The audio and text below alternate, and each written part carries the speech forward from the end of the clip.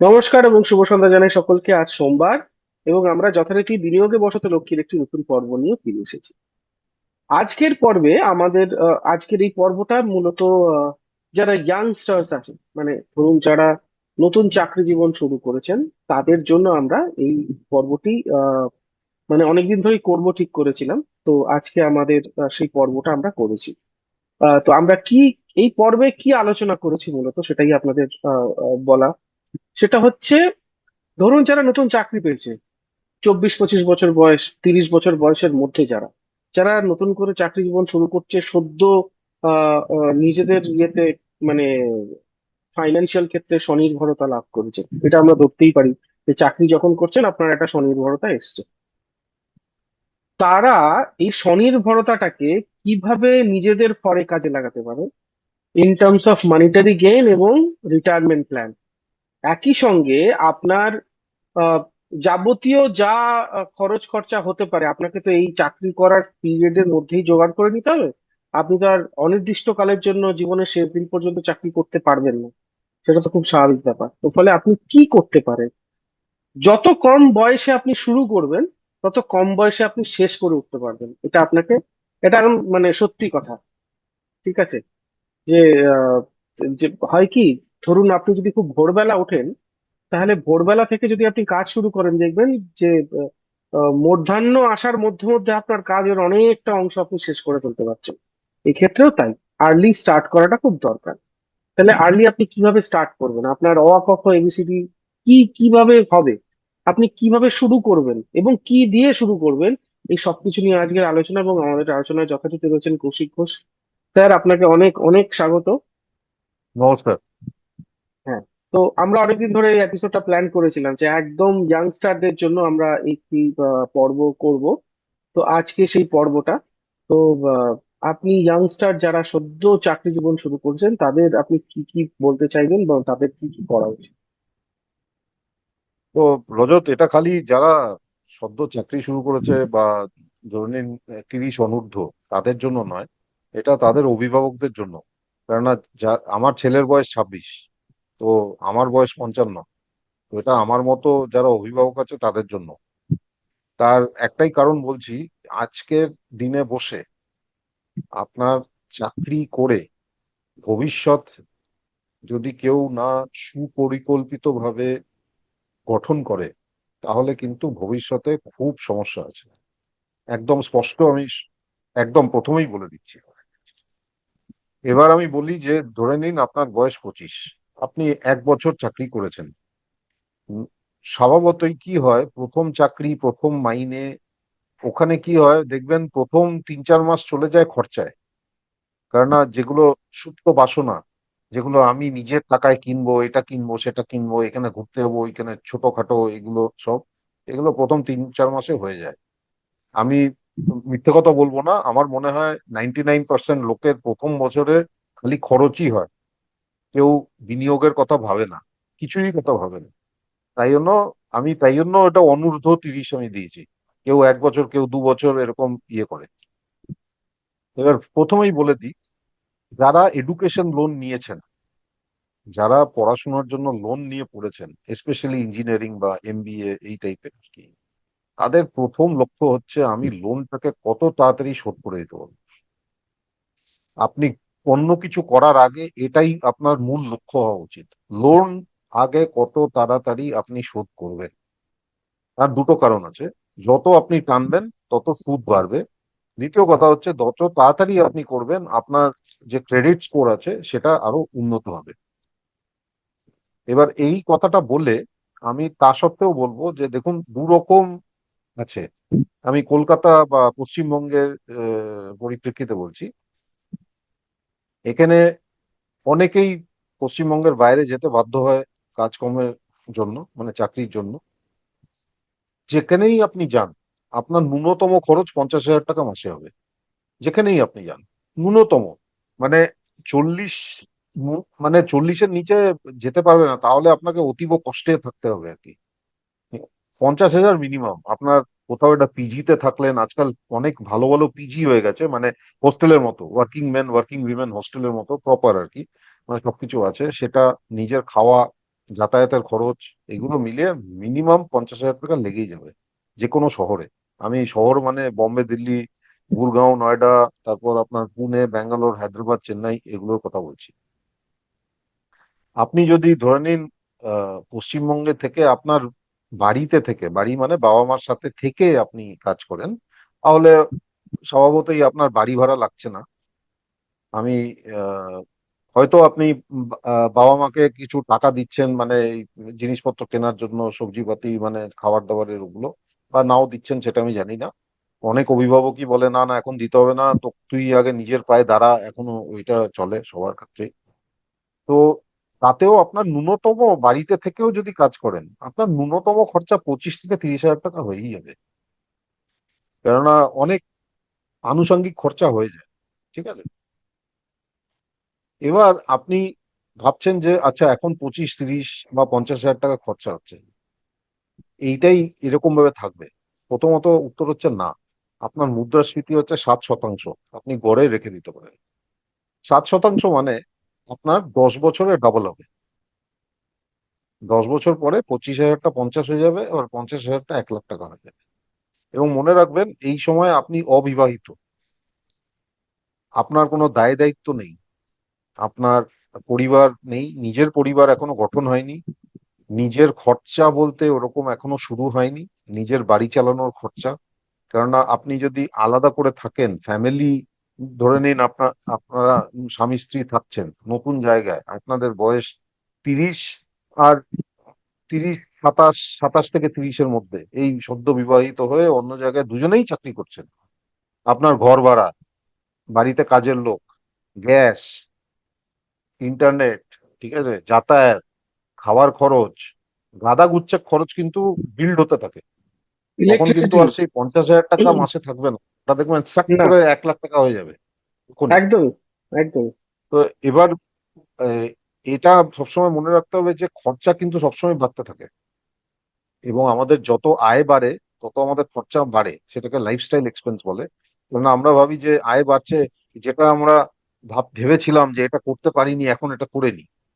যেরকম বিদেশে ঘুরতে যাওয়া, যেরকম গাড়ি কেনা, যেরকম বড় গাড়ি কেনা, ওই রকম আর কি। ঠিক আছে। যেরকম অনেক রকম সাজগোজ, আসবাবপত্র, গাড়ির আসবাবপত্র, নতুন ফার্নিচার, অনেক কিছু কেনা, কিনুন, কোনো সমস্যা নেই, না কিনলে আর অর্থনীতি কি চলে?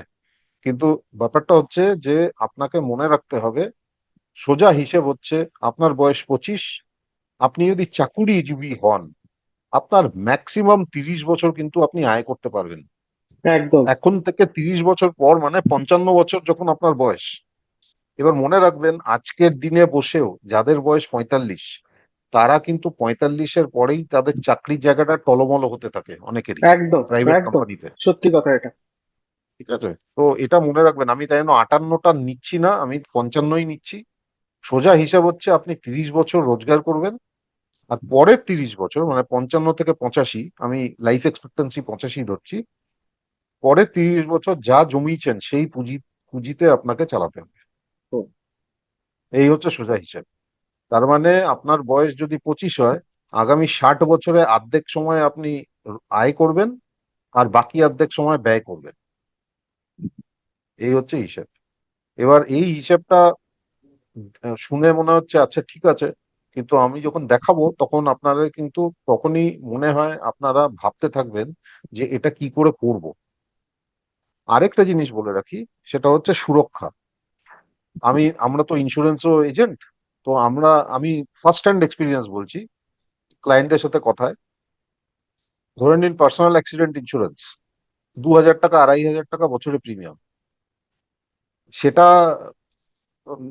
নর্মালি ক্লায়েন্ট বলে ভাবছি, আমি ভেবে বলছি, কিন্তু 5,000 টাকার এসআইপি যদি শুরু করতে হয় বলবে আজকেই শুরু করে দিন।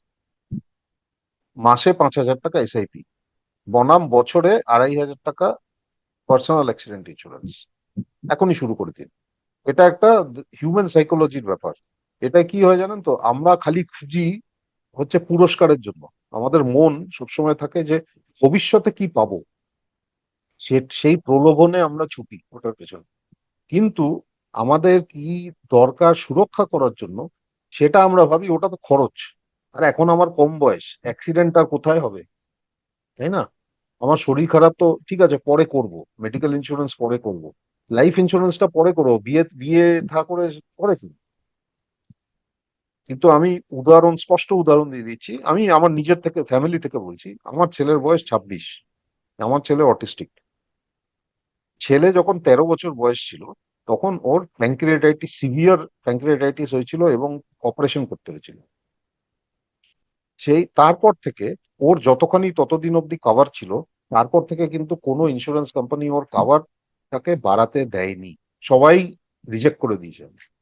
ওর কতদিন অবধি যা কভার আছে প্লাস অ্যাকুমুলেটেড বোনাস সেটা আছে, প্রবলেম নেই। তারপর কিন্তু ওর সুপার টপ আপও আমি করতে পারিনি, ওর ইন্স্যুরেন্স কভারও বাড়াতে পারিনি। তার মানে কি হলো, আমার ভবিষ্যতের জন্য, এক হচ্ছে অটিস্টিক, তার মানে ওর দেখভাল করার দায়িত্ব আমার এবং আমার স্ত্রীর, যতদিন আমরা বেঁচে আছি। আর ভবিষ্যতে ওর মেডিকেল কোনো হসপিটালাইজেশন হলে আমার কাছে কিন্তু ওর ইন্স্যুরেন্সের পরিমাণটা খুব সীমিত হয়ে গেল, কেন বাড়াতে পারিনি। তাই জন্য এটা মনে রাখবেন যে আপনি এখন সুস্থ, কিন্তু আপনার যদি কোনো একদিন কিছু হয়ে যায়, তারপর হসপিটালাইজেশন হলো ধরে নিন কোনো একটা কারণে, তারপর কিন্তু ইন্স্যুরেন্স কোম্পানি বলতে পারে আমরা কিন্তু আপনার মেডিকেল ইন্স্যুরেন্সটা, আপনার মেডিকেল ইন্স্যুরেন্সের প্রিমিয়াম বেড়ে যাবে। দ্বিতীয় হচ্ছে ইন্স্যুরেন্স কোম্পানি বলতে পারে আমরা কিন্তু আপনার মেডিকেল ইন্স্যুরেন্স করতে পারবো না, সেটাও বলতে পারে। আবার এটাও করতে পারে যে আমরা করছি কিন্তু প্রিমিয়াম বেশি প্লাস আপনার এক্সক্লুশন আছে, মানে হুম। এই রোগে আপনি ক্লেম করতে পারবেন না। পাবেন না, হ্যাঁ। তাই জন্য যত তাড়াতাড়ি সম্ভব, তাই জন্য মেডিকেল ইন্স্যুরেন্সটা আপনার করা দরকার যত তাড়াতাড়ি সম্ভব। তার দুটো কারণ আছে, একটা হচ্ছে প্রিমিয়াম কম শুরুতে, প্রচন্ড কম। তাই জন্য পরে প্রিমিয়াম বাড়লেও ওই শুরুতে যেহেতু কম অত বাড়বে না। দ্বিতীয় হচ্ছে আপনার যে এক্সক্লুশন আছে, যেগুলো হচ্ছে প্রি এক্সিস্টিং ডিজিজ যেগুলোকে বলে, সেটার কিন্তু এক্সক্লুশন পিরিয়ডটা অটোমেটিক্যালি 2-3 বছরে ওটা পেরিয়ে যাবে। তারপর পেরিয়ে যাবে, আপনার হ্যাঁ। আর কোনো সমস্যা হবে না, যাই হোক আপনি কাভার্ড আছেন। এই হচ্ছে ব্যাপার। কিন্তু এই জিনিসটা আপনি ধরে নিন আপনি এখন আপনার 25 বছর বয়স, আপনি ধূম্রপান করেন না, আপনার হয়তো প্রিমিয়ামটা, আমি উদাহরণ দিচ্ছি, আমি বলছি না যেটা, আপনার একটা খাবারের জন্য প্রিমিয়াম 5,000 টাকা, আপনি দেখবেন 30 বছর বয়সে সেই 5,000টা 10,000 হয়ে গেছে। বেশি হবে। হ্যাঁ। তো এবার ব্যাপার হচ্ছে আপনি তখন তখন কিন্তু আপনি বাধ্য হয়ে নেবেন, কেননা বিয়ে হয়ে গেছে, এবার নিতে হুম। হবে।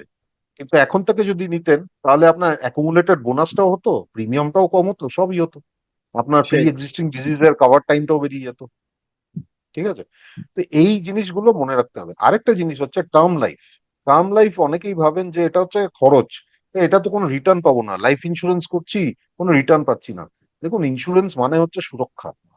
আপনার সামনের দরজায় যদি তালা না দেন তাহলে তো বাড়িটা সুরক্ষিত নয়, বা বাড়ির গ্রিল নেই সুরক্ষিত নয়। তখন তো ভাবেন না যে আলাদা খরচা করছি, এতগুলো জানলায় এতগুলো গ্রিল লাগাতে হবে, তাই না?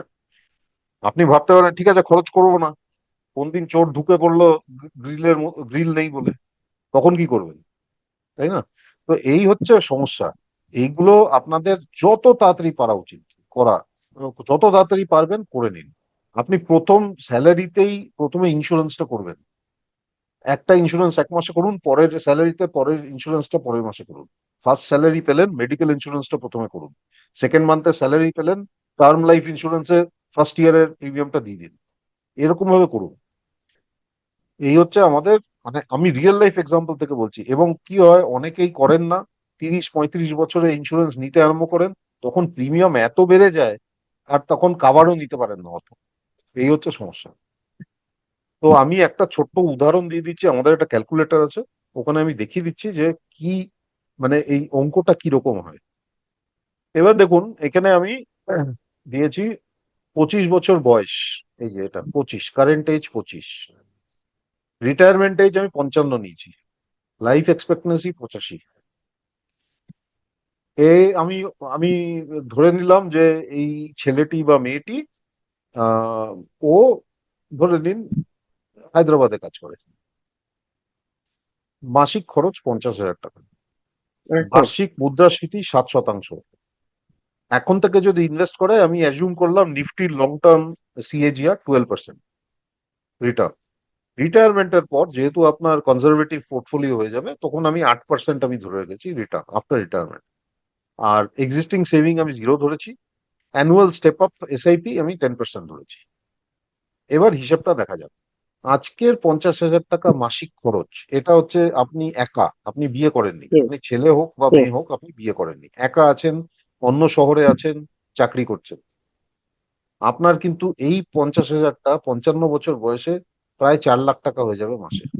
মান্থলি খরচ। হ্যাঁ। এবং তারপরে আপনি আরো 30 বছর আপনাকে টানতে হবে। তাই জন্য আপনার যে কর্পাসটা দরকার, যে পুঁজিটা দরকার, সেটা 12 কোটি টাকা। 12 লাখ, 12 কোটি টাকা এক্স্যাক্টলি। 12 কোটি টাকা। এবার 12 কোটি দেখেই সবাই বলবে, আরে এত কি করে করব। হুম। শৃঙ্খলাবদ্ধভাবে বিনিয়োগ করলে আপনার কিন্তু এটা সম্ভব। হুম। আপনি ফ্ল্যাট এসআইপি করতে পারেন 34,000 টাকা মাসে, অথবা স্টেপ আপ এসআইপি করতে পারেন 13,500 মাসে। এখন থেকে যদি শুরু করেন, প্রতি বছর 10% করে বাড়ান, তাহলে বারো বারো কোটি টাকা পৌঁছাবে। এবার বলবেন যে আমি তাহলে 50,000 আমার মাসিক খরচ, আর 13,000 টাকা আমার এসআইপি, তাহলে 63,000। তাহলে তাহলে কিভাবে তো করবো? আমার মাইনা পেতে হবে 75,000। হ্যাঁ, সেটা যদি না পাই তার তো কি বেশি। করবো? হ্যাঁ, তো সেটা যদি না পাই তো কি করব? আমি প্রথমেই বলছি, এটা উদাহরণ। আপনার মাইনে যদি 50,000 হয়, আপনি তো 50,000 খরচা করতে পারবেন না। হুম। আপনাকে তো কিছু সে কম খরচা করতে হবে। আমি 50-এর উদাহরণ নিয়ে করছি। আপনি আমরা আপনার একটা রাউন্ড উদাহরণ। ফিগারে নিয়ে করছি যাতে আপনাদের বুঝতে হ্যাঁ, সুবিধা হয়। বুঝতে সুবিধা হয়। এবার ব্যাপার হচ্ছে যে এখান থেকে সোজা হিসেব হচ্ছে, ভবিষ্যতের পুঁজি কিন্তু অনেক বড় দরকার।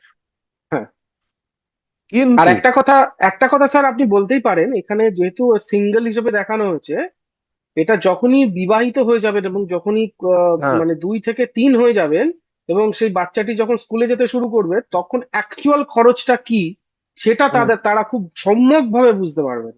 হ্যাঁ, আর যদি এবং বাইরের হাজবেন্ড ওয়াইফ শহরে দুজনে থাকতে চাকরি হয় তো। করছে, বাড়িতে ফুল টাইম কাজের লোক দরকার, বাচ্চাকে কে দেখবে, তারপর হুম। ডে কেয়ার দরকার, 2 বছর বয়স থেকে ভয়ঙ্কর। স্কুলে পাঠাতে হবে, অনেক হুম। কিছু আছে। এবং হেলথ কেয়ার তখন এক্সপেন্স বাড়তে থাকবে তখন। একদম। ঠিক আছে। তো এই হচ্ছে ব্যাপার, আপনি যদি শৃঙ্খলাবদ্ধ ভাবে করেন তাহলে এই 13,500। এবার ধরে নিন আপনি কলকাতার লোক বা কলকাতার আশেপাশে, ধরে নিন বাবা মার সাথে থেকে কাজ করছেন, আপনার মাসিক খরচ 25,000 টাকা। সেটাতেও আপনার 2 লক্ষ টাকা হয়ে দু যাচ্ছে লক্ষ প্রায়। টাকাটা হয়ে যাচ্ছে 55 বছর সেটাতেও আপনার বয়সী। 6 কোটি টাকা দরকার। সেটার জন্য শৃঙ্খলিত এসআইপি করতে গেলে আপনার প্রায় 7,000 টাকা মাসে করতে হবে স্টেপ আপ, মানে প্রতি হুম। বছর 10% করে স্টেপ আপ করতে হবে। এই হচ্ছে হিসেব। আর এটা যদি না করেন এখন থেকে, এবার ধরে নিন আপনার কারেন্ট এজ হচ্ছে 30, আমি হুম। 25 ধরলাম না, 30। সেই 25,000 টাকাটা আপনার 7% মুদ্রাস্ফীতি করে আপনার মোটামুটি 35,000-এ গিয়ে ঠেকেছে 5 বছরে। হুম। এবার আপনি দেখুন, রিটায়ার সে একই আপনার একই আসছে। মানে মান্থলি এক্সপেন্সেস এবং যেটা লাগবে মান্থলি সেটা একই একই আসবে, আছে। মান্থলি কিন্তু একই আপনি আসবে। এসআইপিটা দেখুন। টোটাল 6 কোটি টাকা, কিন্তু আপনার এসআইপিটা বেড়ে গেছে। হুম। 14,000 টাকা। হ্যাঁ। এবং সেটা এইটা, টেন এই পার্সেন্ট যে স্টেপ আপ যত করতে দেরি হবে। করবেন তত এই চাপটা বাড়তে আরম্ভ করবে। একদম। এবং মানে এটা মনে 25-এর জায়গায় রাখবেন। 30 করলেন কেউ, তার হ্যাঁ, 7,000-এর জায়গায় 14,000 করতে হবে। মানে 5 বছরের হ্যাঁ, মধ্যে ডাবল হয়ে যাচ্ছে এসআইপি। ডাবল হয়ে গেল। সাংঘাতিক। এবং এটা মনে রাখবেন যে আমি বলছি তো, প্রথম মাসের স্যালারি পেয়ে আপনি মেডিকেল ইন্স্যুরেন্সটা করুন। ফার্স্ট মেডিকেল ইন্স্যুরেন্স নিজের জন্য করুন। দ্বিতীয় মাসের স্যালারি থেকে আপনি টার্ম লাইফ ইন্স্যুরেন্সটা করুন। তৃতীয় মাস থেকে আপনি বিনিয়োগ শুরু করুন। আর বিনিয়োগ করার আগে ধরে নিন আপনার লোন আছে, এডুকেশন লোন, বিনিয়োগ করবেন না, ভুলে যান। আগে আগে লোন লোন শোধ শোধ করুন। করতে হবে। আগে লোন শোধ করুন। লোনটা যত তাড়াতাড়ি শোধ করবেন, আপনার মাথার বোঝা কমে যাবে। মনে রাখবেন, চাকরি জীবনে সবচেয়ে বড় বোঝা, সবচেয়ে লোন। বড় বোঝা লোকজনের হচ্ছে দেনা। সবাই যে লোনে সবকিছু কিনছে, একটা হুম। 50,000 টাকা ফোনও লোনে কিনছে, একটা 1 লাখ টাকার স্কুটারও লোনে কিনছে, তার সাথে বাড়িও লোনে। দেখবেন 5-6টা লোন, 5-6টা ইএমআই করতে করতে সবই শেষ হয়ে যাচ্ছে। হুম। খালি ব্যাংক কিন্তু বড় লোক হয়ে যাচ্ছে, যে লোন দিয়েছে আপনাকে সেই পয়সা বানাচ্ছে, আপনি কিন্তু বানাচ্ছেন না। একদম। তাই জন্য ডিসিপ্লিন ইনভেস্টিং, ডিসিপ্লিন লাইফস্টাইলটা অত্যন্ত প্রয়োজন, অত্যন্ত প্রয়োজন। আর আরেকটা আমি কথা বলে দিচ্ছি, এটা অভিভাবকদের জন্য।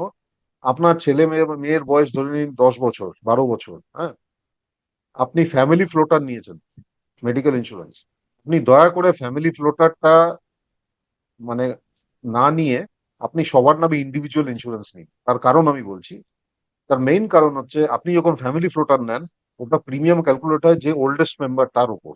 চার উপর। দ্বিতীয়, আপনার ফ্যামিলি ফ্লোটার অ্যাডভান্টেজ হচ্ছে পুরো রকমটা কভারটা যে কোনো হুম। জনের জন্য অ্যাভেলেবল। মানে ধরে নিন কারোর কোনো বড় কিছু হলো তো তখন তার জন্য পুরো জিনিসটাই আছে। কিন্তু আপনি যে ফ্যামিলি ফ্লোটারটা আছে না, ফ্যামিলি ফ্লোটার দেখুন আপনার ছেলে বা মেয়ে বড় হয়ে গেছে 25, 26, 27 বছর, তখন তো আপনি টানতে পারবেন না, কেননা না। আপনার প্রিমিয়াম এত বেড়ে যাবে, আপনার বয়স তো বাড়ছে, তখন আপনি আর টানতে পারবেন না। সবচেয়ে বেটার হচ্ছে আপনি ছেলে বা মেয়ের একদম বাচ্চা বয়স থেকে, 1 বছর বয়স থেকে আপনি মেডিকেল ইন্স্যুরেন্সটা শুরু করুন। হুম। বছরের পর বছর কি হবে, অ্যাকুমুলেটেড বোনাস অ্যাড হবে, প্রি এক্সিস্টিং ডিজিজ বলে কিছু থাকবে না। আর দ্বিতীয় হচ্ছে ওরা যখন নিজের পায়ে দাঁড়াবে তখন ওই পলিসিটাই ওরা কন্টিনিউ ফরওয়ার্ড করবে। ক্যারি ফরওয়ার্ড করে নিয়ে ওখান থেকে টপ আপ করে দেবে। হ্যাঁ, ব্যাস, হয়ে গেল।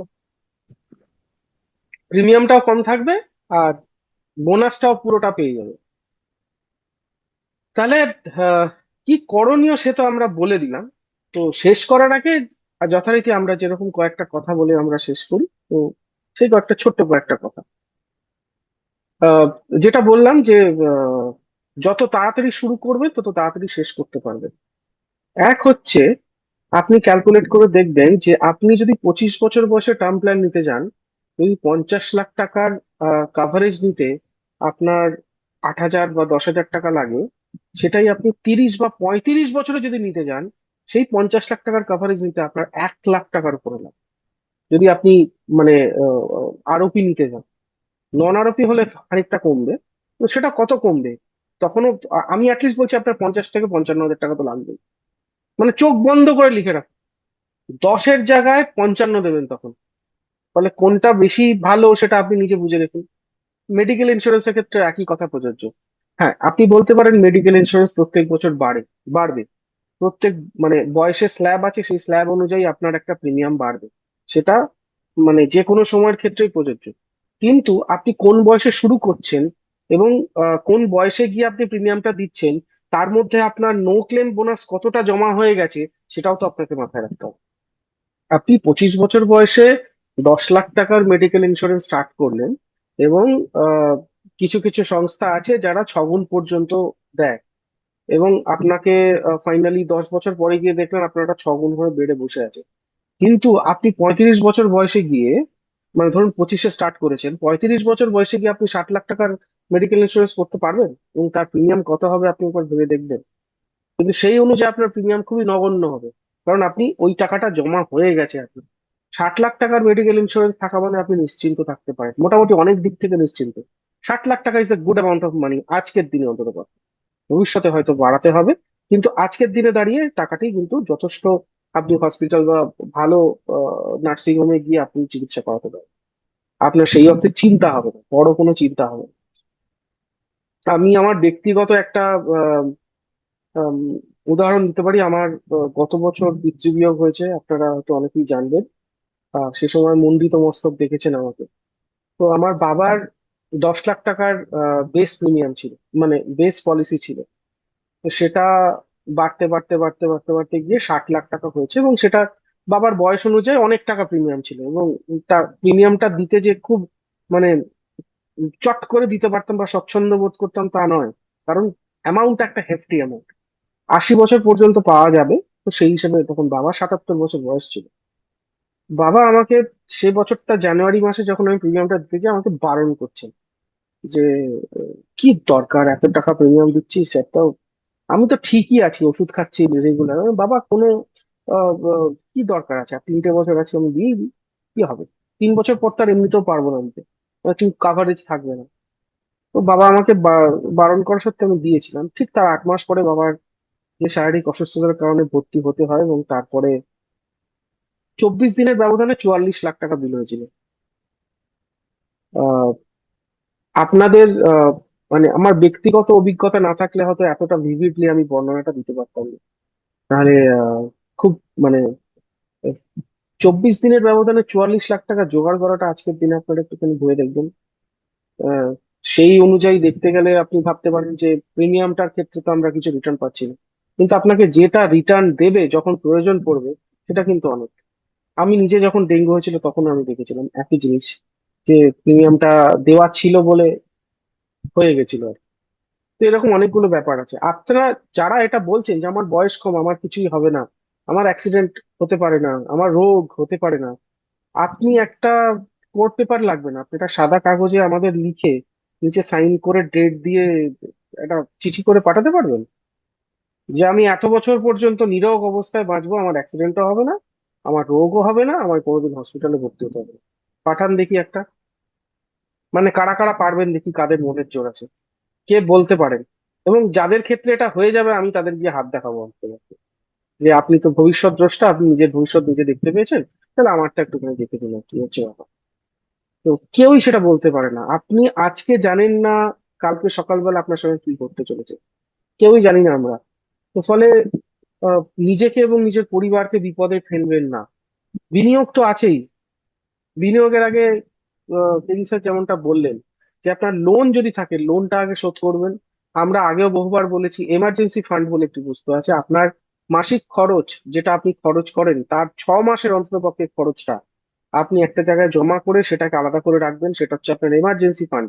বাই চান্স করোনার মতো যদি কিছু একটা হয়ে যায়, তাহলে আপনাকে 6টা মাস আপনার অন্ততপক্ষে বাড়ির খরচটা নিয়ে চিন্তা করতে হবে, সেটা একটা। তারপরে আপনি বিনিয়োগের কথা। তো আগে এগুলো শেষ করে নিন, তারপর বিনিয়োগের রাস্তায় হাঁটুন। বিনিয়োগের রাস্তায় হাঁটতেই হবে, নাহলে ভবিষ্যতের কোনো ভবিষ্যৎ অন্ধকার। তো বিনিয়োগের রাস্তায় তো হাঁটতেই হবে, কিন্তু তার আগে আপনি যদি অত বছর নাই বাঁচেন, আপনার চাকরি করার প্রাইম টাইমে যদি আপনি হঠাৎ করে আপনাকে চলে যেতে হয়, তাহলে আপনার পরিবার, আপনার সন্তান, আপনার স্ত্রী, আপনার বাবা মা, তাদের কি অবস্থা হবে একটুখানি ভেবে দেখবেন আগাম। সেই অনুযায়ী সেই প্রিমিয়ামটা খুব ছোট্ট একটা জিনিস, খুবই ছোট্ট। ট্রাস্ট মি, যাদের সঙ্গে ঘটেছে, যারা চলে গেছেন অকালে, তাদের পরিবার জানে তাদের উপর দিয়ে কি কি ঝড় বয়েছে।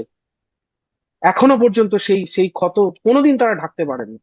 তো ফলে আমরা একটা প্রত্যেকে একটা রোগ দূরে রয়েছি, প্রপার গরিব হওয়া। এটা আমি অনেক জায়গায় বলেছি, আমরা একটা রোগ দূরে আছি জাস্ট। একটা মেডিকেল ইন্স্যুরেন্স থাকা অত্যন্ত দরকার।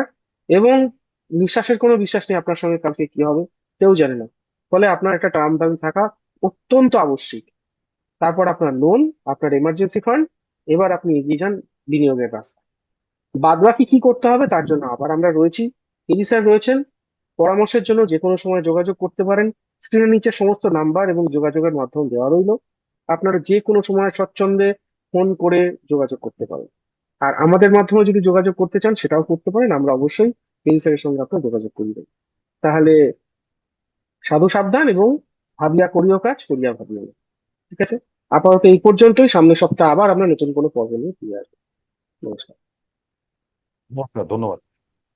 আমাদের ভিডিও ভালো লাগলে লাইক এবং শেয়ার করুন। কমেন্ট সেকশনে গিয়ে জানান আপনাদের মতামত।